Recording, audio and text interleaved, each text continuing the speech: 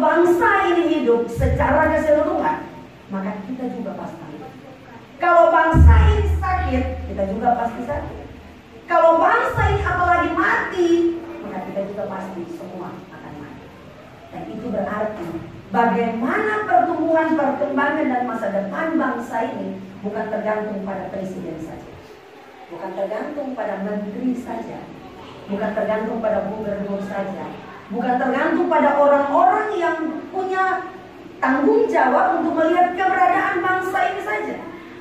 Tapi saya percaya, kenapa Tuhan tidak meletakkan Bapak Ibu dan Saudara di Belanda? Kenapa Tuhan tidak meletakkan Bapak Ibu dan Saudara dan saya di Paris?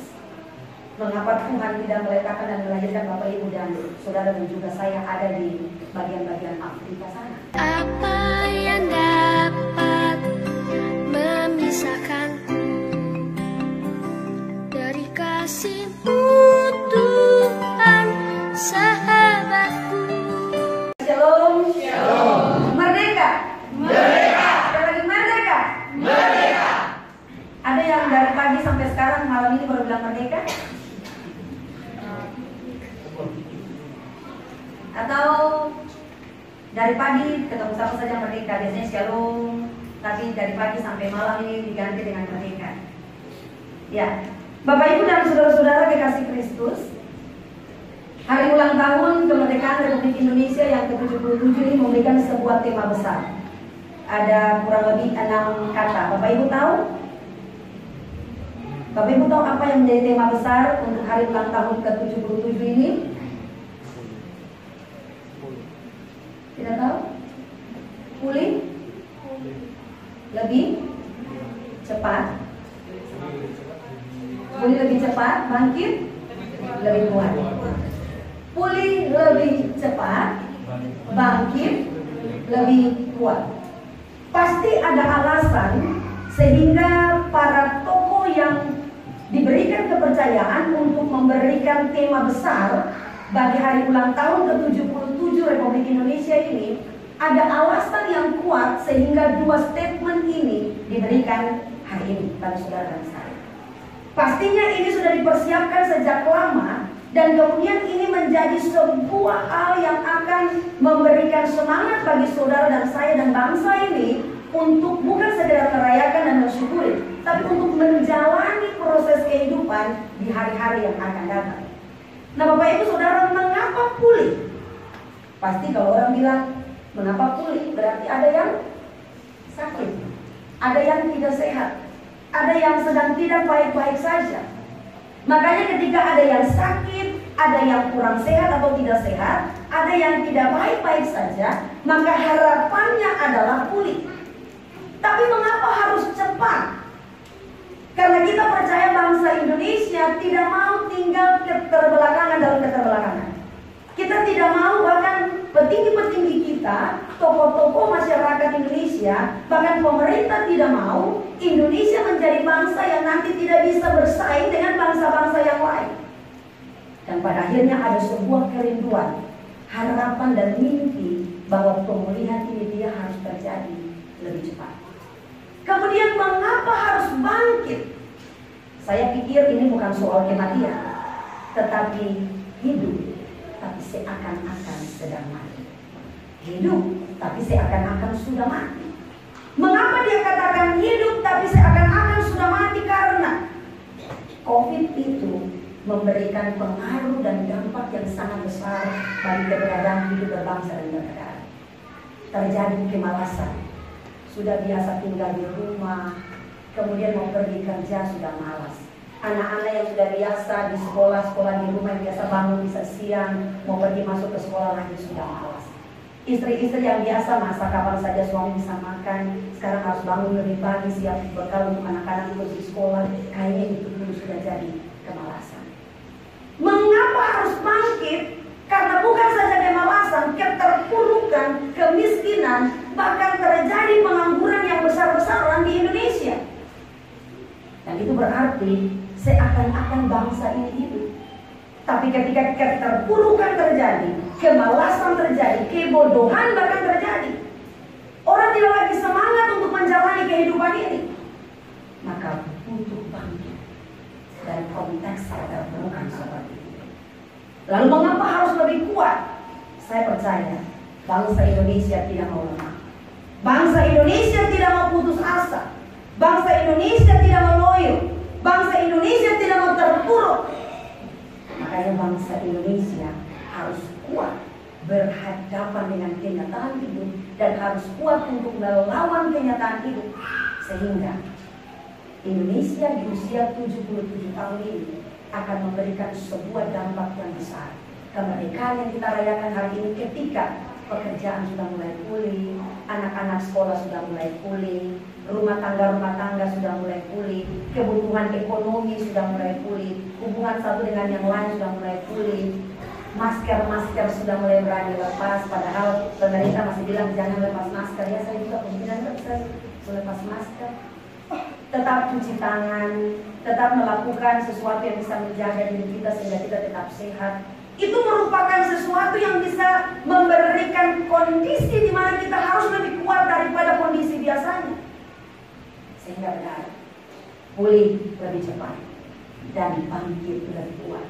Itu merupakan statement, merupakan tema yang menginspirasi seluruh bangsa Indonesia untuk hidup di dalam kehidupan yang lebih baik lagi usai COVID di beberapa tahun yang lalu. Nah, Bapak, Ibu dan saudara-saudara dikasihi Tuhan, kenapa saya katakan demikian? Karena kalau bangsa ini hidup secara keseluruhan, maka kita juga pasti hidup. Kalau bangsa ini sakit, kita juga pasti sakit. Kalau bangsa ini apalagi mati, maka kita juga pasti semua akan mati. Dan itu berarti bagaimana perkembangan dan masa depan bangsa ini bukan tergantung pada presiden saja, bukan tergantung pada menteri saja, bukan tergantung pada gubernur saja, bukan tergantung pada orang-orang yang punya tanggung jawab untuk melihat keberadaan bangsa ini saja. Tapi saya percaya, kenapa Tuhan tidak meletakkan Bapak Ibu dan Saudara di Belanda? Kenapa Tuhan tidak meletakkan Bapak Ibu dan Saudara dan saya di Paris? Mengapa Tuhan tidak meletakkan dan melahirkan Bapak Ibu dan Saudara dan juga saya ada di bagian-bagian Afrika sana? Tapi Allah memberikan kesempatan saudara dan saya ada di Indonesia. Itu berarti tanggung jawab sebagai orang beriman itu ada di sini. Tanggung jawab sebagai orang-orang yang percaya bahwa kalau kita boleh merayakan kemerdekaan sampai usia 77 tahun hari ini, bukan sekedar karena pahlawan saja, bukan sekedar karena orang-orang pendahulu saja, bukan karena sekutu Amerika saja, tapi di atas semua itu ada satu kuasa yang memungkinkan kemerdekaan itu dirasakan sampai saat ini. Mengapa demikian? Saya mencoba untuk melihat begini. Jepang waktu itu punya kondisi alat peperangan yang sangat luar biasa modern dan sangat luar biasa, bisa membunuh jutaan orang, ratusan orang di Indonesia. Pahlawan kita cuma pakai apa? Bambu, parang, tombak, itu yang digunakan. Tapi kemudian Allah berkarya besar dan Allah menjamin keselamatan dan kemerdekaan ketika Allah mengizinkan sekutu Amerika bom apa? Hiroshima dan Nagasaki. Dan kita percaya bahwa tidak ada yang kebetulan terjadi atas bangsa ini.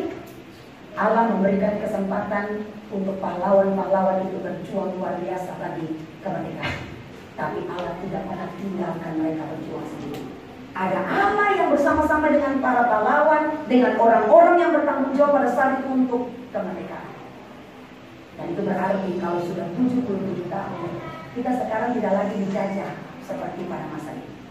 Tapi sekarang kita dijajah dengan kondisi dan kehidupan kenyataan yang bisa membuat kita, pertanyaannya adalah mau pulih atau tidak, mau bangkit atau tidak, mau lebih cepat atau lebih lama, atau jalan di tempat atau lebih baik mundur, mau kuat atau lemah atau mati saja tanpa daya. Dan itu dikembalikan oleh dari Tuhan kepada saudara dan saya untuk menentukan bagaimana sikap hidup kita menjalani kehidupan ini. Oleh karena itu Bapak Ibu Saudara, surat 1 Petrus ini dia mau menekankan kepada, surat 1 Petrus ini ditujukan kepada orang-orang pendatang. Bapak Ibu bisa baca nanti ini siapa yang menjadi tujuan dari Petrus, itu ada di pasal 1 ayat 1 dan 2 kepada orang-orang pendatang Dan mengapa ini ditulis kepada orang-orang pendatang pada saat itu?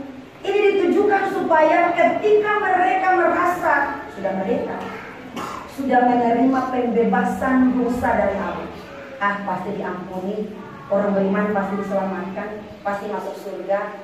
Jadi sudah, yang penting sudah jadi Kristen, yang penting sudah percaya Tuhan, mau bikin dosa lagi nanti minta ampun lagi kan, dapat ampunan.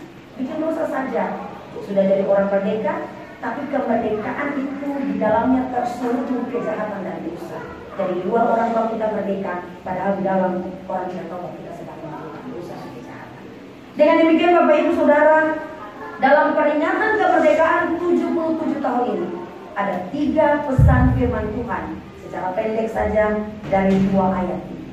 Yang pertama, apa yang harus kita lakukan ketika kita sudah dikasih karunia dan rahmat kemerdekaan di usia 77 tahun? Yang pertama, di ayatnya yang ke-16 dikatakan, hiduplah sebagai orang merdeka dan bukan seperti mereka yang menyalahgunakan kemerdekaan itu dengan menyelubungi kejahatan-kejahatan mereka, tetapi hiduplah sebagai hamba Allah.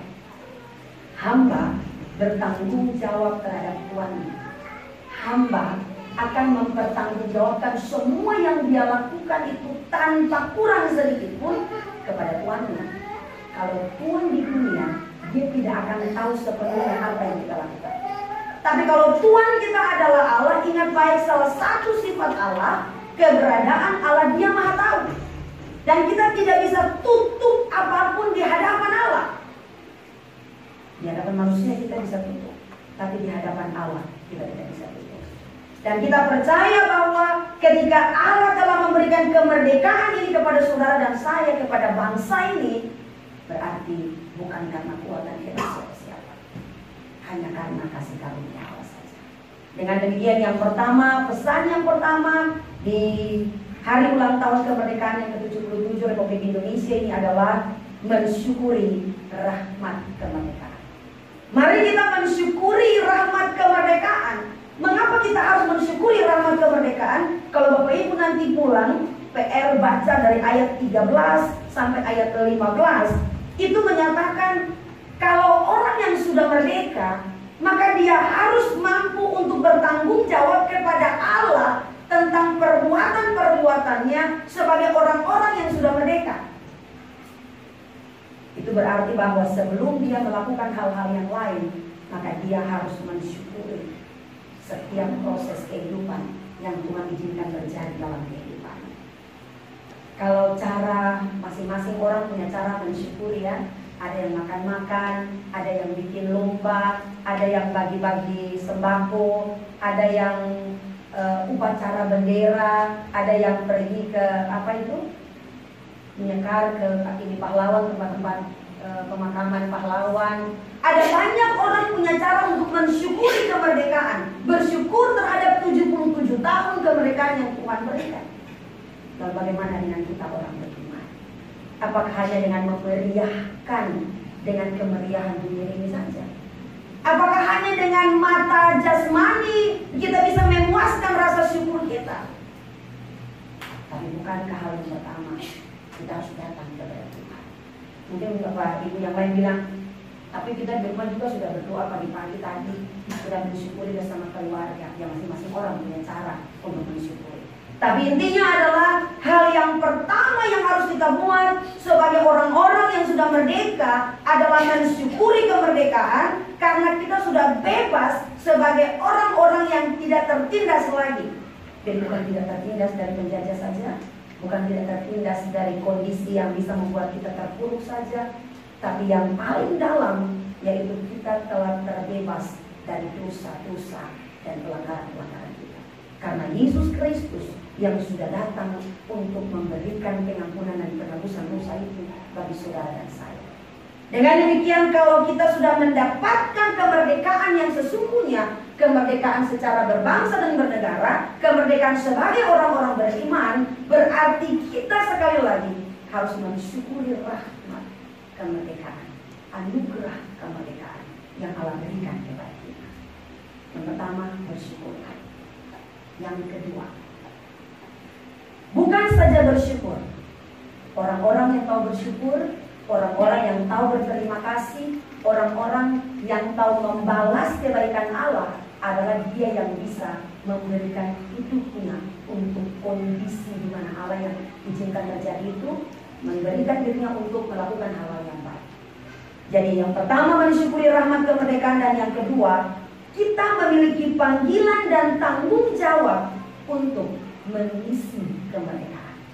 Sekali lagi ya, saudara dan saya sebagai orang-orang percaya, sebagai anak-anak Tuhan yang sudah menerima pembebasan atas penjajah, tapi juga pembebasan atas dosa, punya tanggung jawab dan panggilan untuk mengisi kemerdekaan. Kalau Petrus tadi bilang, isi kemerdekaan bukan dengan menyelubungkan dosa. Isi kemerdekaan tidak dengan menyelubungkan kejahatan. Dan kalau Bapak Ibu bisa baca di bagian atasnya itu ya, ada yang dikatakan di ayat 13, tunduklah kepada Allah dengan semua lembaga manusia, baik kepada raja sebagai pemegang kekuasaan yang tertinggi, maupun kepada wali-wali yang diutusnya untuk menghukum orang-orang yang berbuat jahat dan menghormati orang-orang yang berbuat baik. Sebab inilah kehendak Allah, yaitu supaya dengan berbuat baik kamu membungkamkan kepicikan orang-orang yang bodoh. Berbuat baik. Mengapa dikatakan harus mengisi setiap tanggung jawab kita dalam kemerdekaan ini dengan hal-hal yang baik? Bapak Ibu Saudara, kalau perjuangan untuk mendapatkan kemerdekaan itu bukan perjuangan yang mudah, tapi pastinya itu perjuangan yang penuh dengan pengorbanan sampai titik darah penghabisan. Jutaan orang mati, darah pahlawan, nyawa menjadi risiko yang harus dibawa di medan peperangan. Bagi apa? Bukan bagi keluarganya, bukan bagi nama baiknya, bukan supaya sekedar kalau dia sudah mati namanya tetap diingat. Kalau kita jalan Dr. Sutomo, Gusti Ngurah Rai, kalau dari Amun, Pati Murah. Jadi masing-masing kita bukan sekedar menikmatinya dengan mengingat sejarah. Jadi dari tahun ke tahun, dari waktu ke waktu kita belajar tentang sejarah.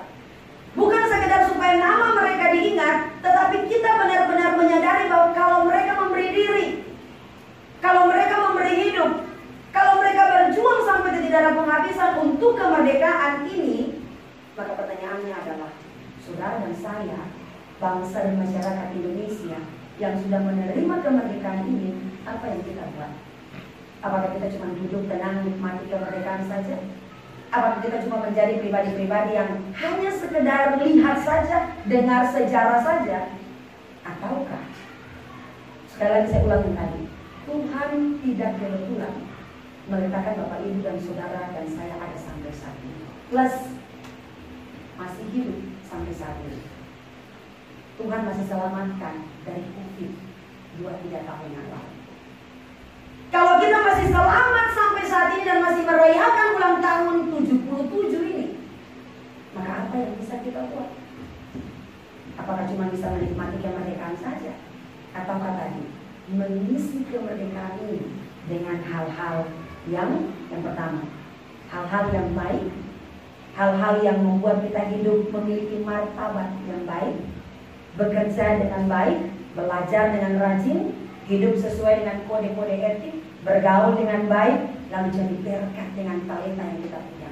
Bukan untuk kepentingan pribadi saja, tapi untuk kepentingan berbangsa dan bernegara.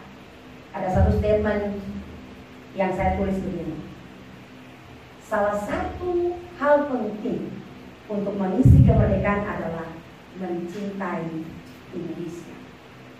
Karena ada banyak orang yang sudah tidak mencintai Indonesia. Contoh, kalau produk Eropa ditaruh, kemudian produk Papua ditaruh, saudara pilih mana? Kalau dikasih, pilih satu. Ada orang datang dari luar Eropa, kemudian dia juga punya tas asli dari Papua, kemudian dia punya tas bawa dari Eropa, Belanda, asli dari Belanda. Kemudian dia dikasih, Bu, saya punya hadiah, tapi ibu pilih salah satu saja. Mau yang ini yang dari Belanda atau mau yang ini yang dari Papua. Saya tanya mama, pilih yang mana? Produk Eropa atau Papua?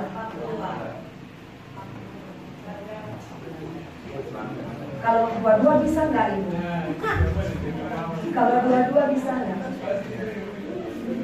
Kadang kita menjadi orang yang lebih mementingkan harga, lebih mementingkan martabat, lebih mementingkan apa?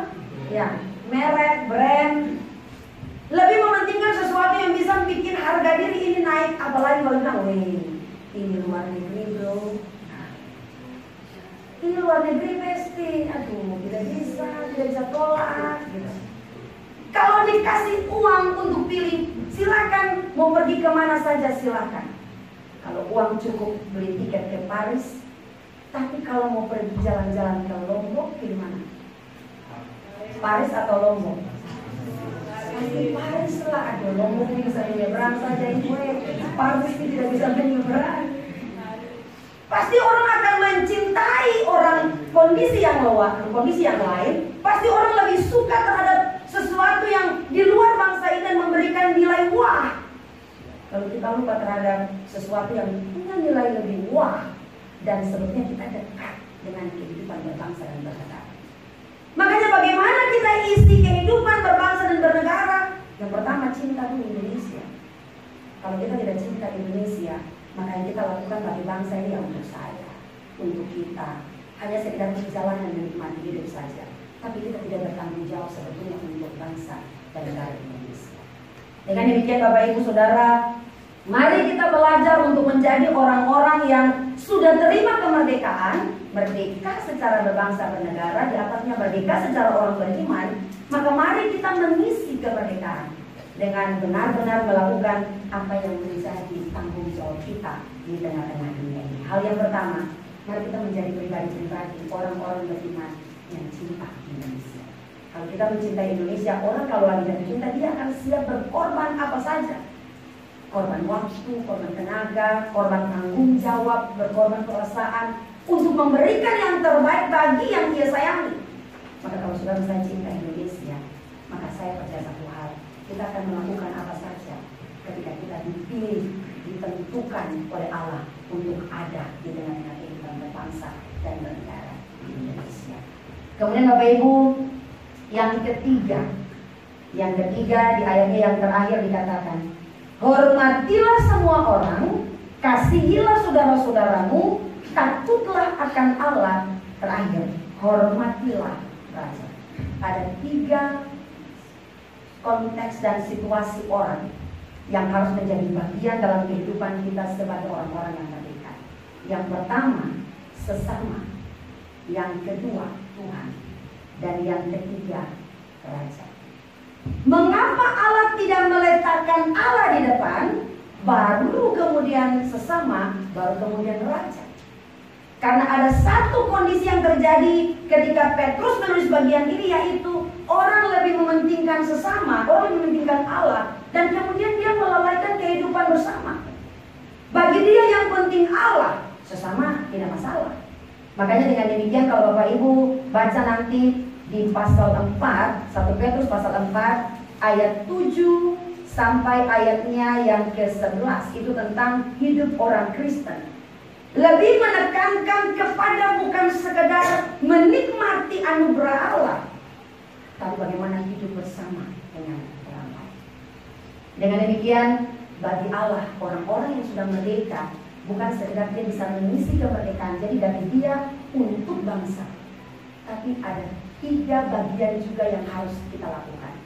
Dari kita untuk sesama, dari kita untuk Tuhan, dan dari kita untuk pemimpin-pemimpin.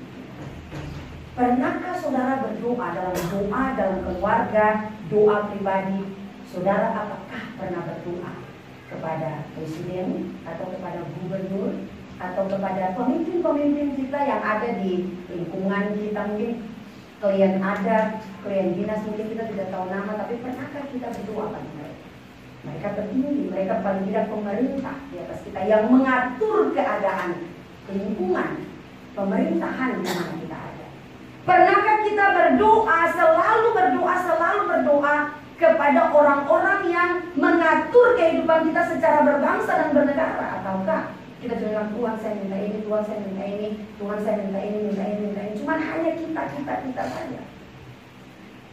Lalu apakah kita pernah berdoa bagi orang-orang yang ada di sekitar? Ini saya masih mengolah tentang doa saja.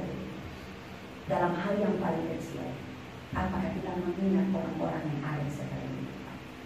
Kemudian apakah kita hidup benar-benar takut akan Tuhan? Saya mencoba untuk melihat ini. Kalau saudara dan saya hidup takut akan Allah, maka kita pasti hidup dengan sesama itu baik. Kemudian kita menghormati para pemimpin. Sebab kalau kita hanya hormati pemimpin, belum tentu kita hidup takut akan Tuhan.